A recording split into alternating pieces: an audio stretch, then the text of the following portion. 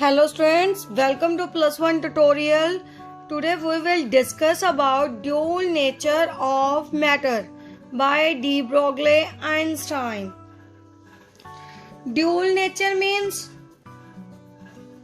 two type of nature, means like light behave like a wave nature and particle like nature. Firstly, Einstein suggested that light can behave as wave as well as particle like. It means it has dual nature characteristics. In 1924, de Broglie suggested that the light exhibit wave and particle properties, means all microscopic particles. Microscopic कौन से होते हैं? Like electron,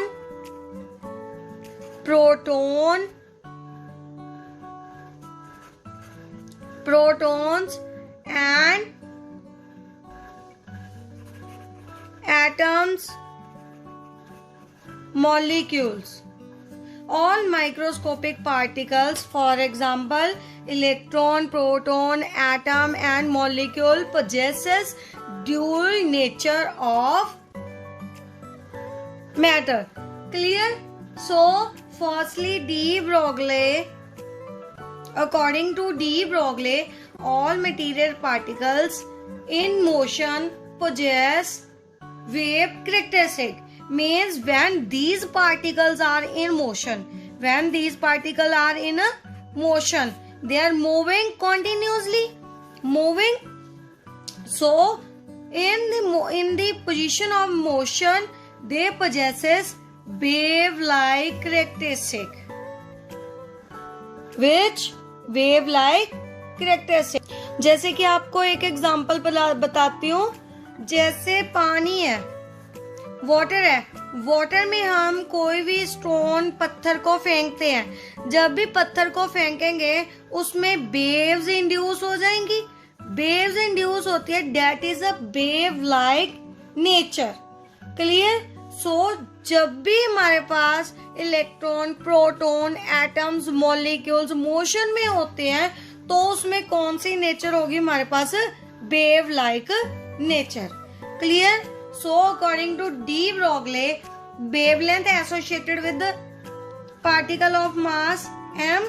wave है, मास को represent करते हैं m से. उसकी वेलोसिटी कितनी होगी? किसी भी पार्टिकल की वेलोसिटी कितनी होगी? कितनी वेलोसिटी से वो क्या करेगा? हमारे पास मूव करेगा. That is velocity. Velocity is represented by v. It means wavelength कितनी हो जाएगी हमारे पास? Wavelength is equal to lambda is equal to h by m v. M v here we can write m v as p. p means lambda is equal to h by p. p is momentum means मास. किसी भी body का मास, कोई भी microscopic particle का मास कितनी velocity से move कर रहा है, that is a momentum. h is Planck's constant. इसकी बात तो हमने कल भी की थी, पहले भी की है, न्यूमेरिकल्स में भी इसको क्या किया है? यूज किया है. लैम्डा क्या हो गया हमारे पास? Wavelength. Clear to all? Means de Broglie हमें क्या बता रहा है? जो भी पार्टिकल्स मोशन में हैं वो क्या पोजेस करेंगे हमारे पास? Wave nature. Clear? So wave आएगी, इट मीन्स उसका कोई ना कोई हमारे पास क्या होगा? उसकी क्या होगी हमारे पास? वेव लेंथ होगी. तो हम वेव लेंथ निकाल ली according to de Broglie equation. h by m b, lambda is equal to h by p. p means momentum, m b is mass of electron, proton, atom, molecule. which particle is moving, that is its mass. Clear? Lambda is wavelength, h is Planck's constant. So clear? Next is derivation of de Broglie relationship.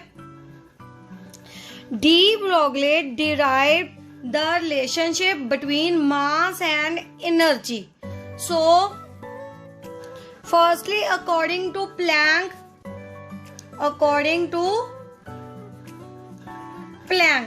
photon of light having energy E is associated with wave frequency nu, means E is equal to energy is equal to h nu. And next is according to Einstein equation, energy E is equal to mc square. Here m is mass, c is velocity of light, h is Planck constant, nu is frequency and this is a energy. So इसको right कर लेते हैं 1 and 2. Equating these two equation is common. So h nu is equal to mc square. As we know, frequency is equal to c upon lambda. So we can put the value of nu in this. h nu के place पे हम क्या लिखेंगे? c upon lambda is equal to mc square. Clear? So एक c से एक c cancel हो जाएगी. क्या आ जाएगा हमारे पास? h upon lambda is equal to mc. Lambda की वैल्यू निकाल लेते हैं क्योंकि अकॉर्डिंग टू डी ब्रोगले हमने किसकी वैल्यू निकालनी है? वेव लेंथ की. सो लैम्डा को एक साइड में कर लो, इस साइड में ले जाओ लैम्डा को. Lambda is equal to h by m c. So we can write lambda is equal to h by mc. C is a velocity of light. So we can, it means in place of c we can write the value v. V means velocity of any particle. Clear? So this become a equation of de Broglie. इधर right करते हैं इस equation को. Means lambda is equal to h by m nu and we can mb, we can write it as a p. What is p? P means momentum. So lambda is equal to Planck's constant upon p is momentum. P is it's a Planck's constant. Means इसकी value क्या रहेगी? हमारे पास fix रहेगी. अगर हमने proportionality में लिखना हो, अगर देखना हो, मीन्स लैम्डा की वैल्यू किस पे डिपेंड कर रही है? It means lambda is inversely proportion to momentum of any microscopic particle. So it means that wavelength of a particle in motion is inversely proportional to momentum. Clear to all? This is known as de Broglie relationship. Next is justification of dual nature of electron. Means electron behave like particle as well as wave like characteristic. So firstly discuss about particle nature. Here we are taking an electron. Electron behave like a particle. So firstly discuss about particle nature. Means electron have definite mass, energy and momentum. क्या है हमारे पास? Electron के पास definite मास भी है, energy भी है और मोमेंटम है. So when a electron, suppose this is the electron, strike a zinc sulfide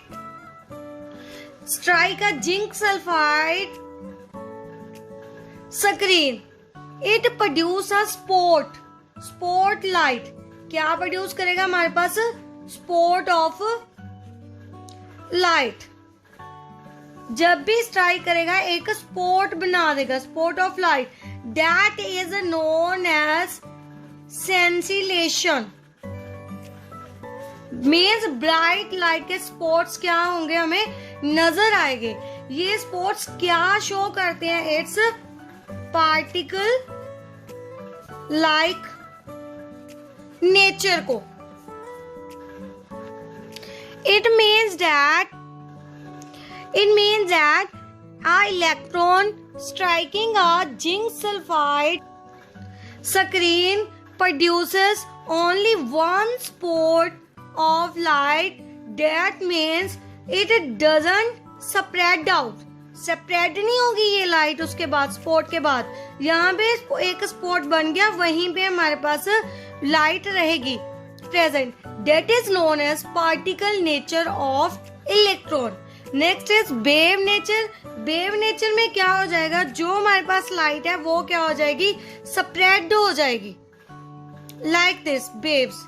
जैसे कि आपको एग्जांपल बताइए, वाटर में जब भी स्टोन फेंकते हैं लाइक दिस, क्या बनती है हमारे पास? वेव्स बनती है. That is known as wave nature. Wave nature, जो भी हमारे पास वेव स्पेक्ट्रा पैटर्न नजर आता है, that is same like X ray pattern. X ray pattern की तरह नजर आता है. सो हमारे पास जो वेव नेचर है, that behave like X rays. Clear? Means we conclude that first point, electron behave like particle. Second point, electron behave like X-rays. Clear? So this represent the dual nature of any microscopic particle. Now next is derivation of Bohr's postulate of quantization of angular momentum from de Broglie relation. So according to this, an electron moving around the nucleus,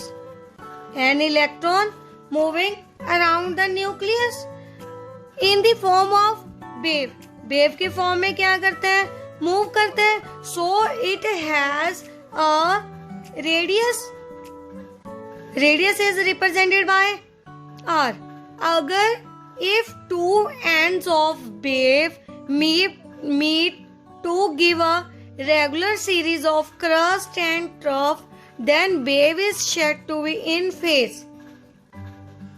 क्या हमारे पास waves induce हो रही हैं? It means according to this, if these waves meet to give a regular pattern, meet here and give a regular pattern, it means this is in phase. And if the two ends do not meet to give a regular pattern of crust and troughs, it is out of phase. Like this.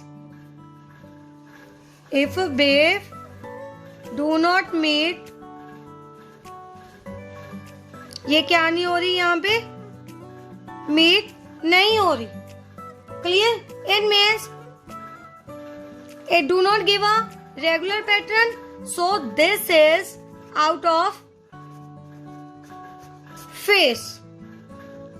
बात समझ में आ गई? हमारे पास क्या है? एक electron motion में है, वेव नेचर शो कर रहे हैं. अगर तो उसकी क्रस्ट और ट्रफ ये क्रस्ट, ये वाले ट्रफ्स। क्लियर। अगर क्रस्ट और ट्रफ आपस में क्या कर रहे हैं, मीन्स एक वेव आपस में मैच कर रही है, मिल रही है, मीट कर रही है, so that will be in face. अगर वो मीट नहीं कर रही, it means that is out of face. So next is from this it is clear that circumference of orbit must be integral multiple of electron wavelength। Clear. क्या है, एक circle बन रहा है हमारे पास, सो इसका सर्कमफेरेंस होगा, सर्कमफेरेंस किसके इक्वल होगा, n multiple of its wavelength के। देखिए circumference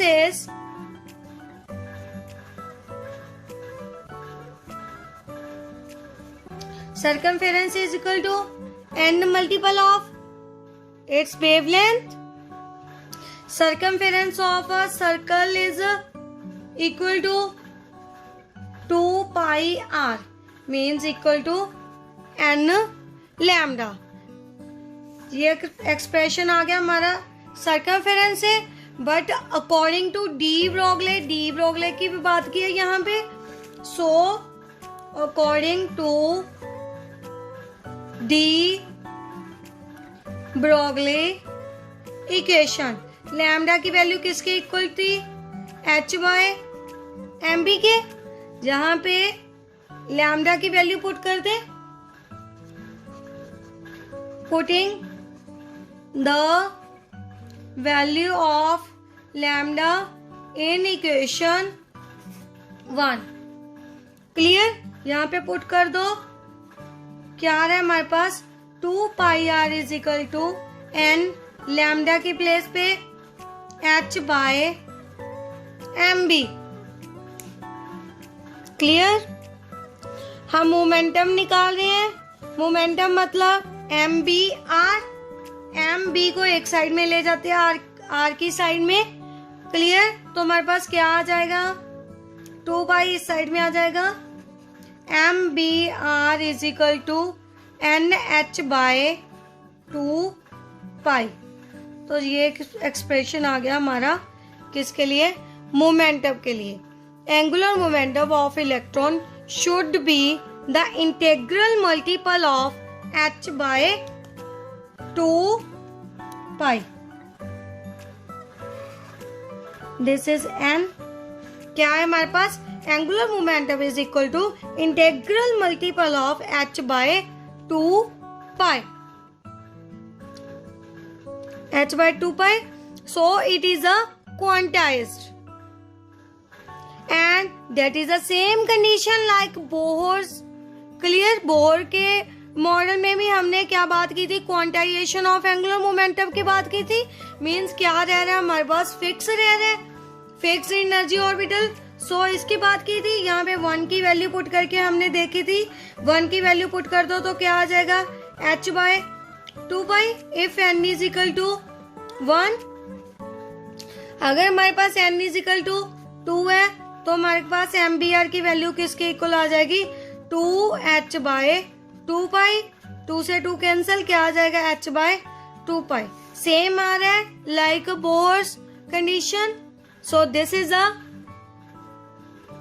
quantization of angular momentum. आगे देखिए, now we will discuss about distinction between electromagnetic wave and matter wave. First point is electromagnetic wave. Electromagnetic wave are associated with electric and magnetic field perpendicular to each other.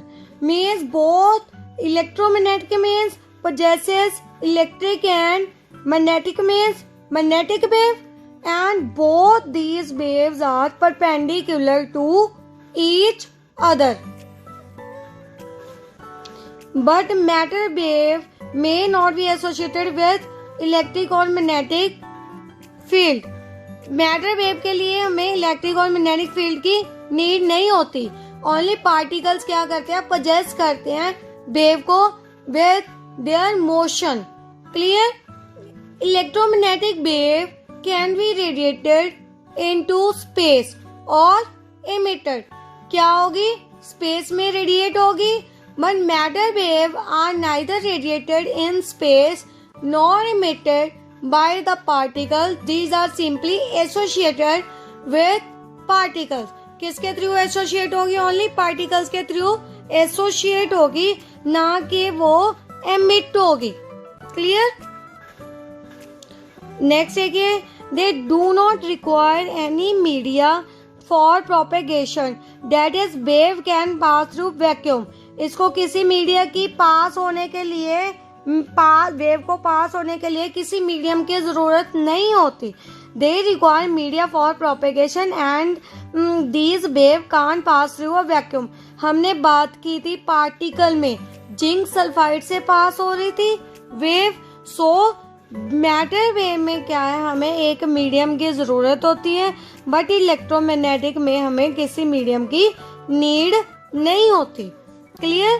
Fourth point is all electromagnetic wave travel with same velocity, but जो हमारे पास matter waves होती हैं वो different velocity के साथ क्या करती हैं, मूव करती हैं, वेरी करती हैं। इसमें सबकी वेलोसिटी क्या रहती है, हमारे पास सेम रहती है। जो स्टार्टिंग में है लास्ट तक क्या रहेगी, हमारे पास सेम रहेगी। Next is velocity of all electromagnetic wave is equal to light. क्या है हमारे पास, जो वेलोसिटी है इलेक्ट्रोमैग्नेटिक वेव की वो किसके इक्वल होगी, स्पीड ऑफ लाइट के इक्वल, जिसकी वैल्यू क्या हमारे पास कांस्टेंट है, कितनी 3 × 10⁸ मीटर पर सेकेंड। बट मैटर वेव की जो वेलोसिटी है जनरली क्या होगी, मींस स्पीड ऑफ लाइट से क्या होगी, लेस। बात समझ में आ गई। इलेक्ट्रोमैग्नेटिक वेव की जो वेलोसिटी है वो किसके इक्वल होगी, स्पीड ऑफ लाइट की वेलोसिटी के इक्वल होगी। मींस इसको रिप्रेजेंट करते हैं हम c से। क्लियर। इसकी वेलोसिटी c से क्या होगी, हमारे पास लेस होगी।